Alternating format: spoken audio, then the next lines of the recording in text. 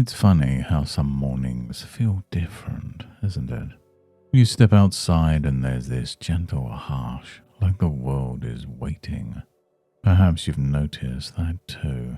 A moment where time almost seems to pause, inviting you to just notice how easy it is to breathe in deeply and then let go completely. And as you hear the sound of your breath, you might remember a quiet workshop you visited once in a dream, or maybe a memory. In this workshop, every ticking sound of a clock echoed softly in the background. It was the kind of place where each clock moved perfectly, yet nothing ever felt rushed. Time just flowed. You can feel that flow now, can't you? Each tick inviting your mind to wander, each talk drawing you inwards, deeper. In this workshop, the air felt warm, almost alive, as though it carried whispers from long ago.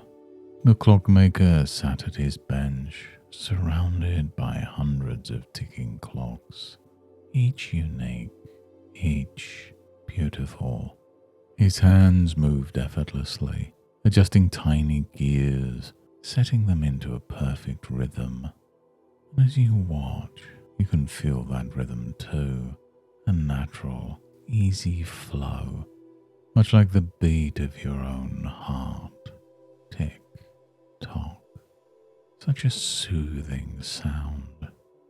And the clockmaker smiled, not hurried, not stressed, just content. Time, he said softly, is like a river. You don't fight it, you learn to guide it. And as you hear those words, you feel something shift, a sense of peace, like finding a perfect, steady rhythm. The clockmaker picked up an old, worn clock from a high shelf. Its hands were stuck, its gears stiff, but he didn't seem troubled. Some people think this clock is broken, he said, turning it over gently, but he's just waiting for a little attention, a bit of care. And isn't that true for so many things? For the moments we think we've lost, they're not gone, they're waiting.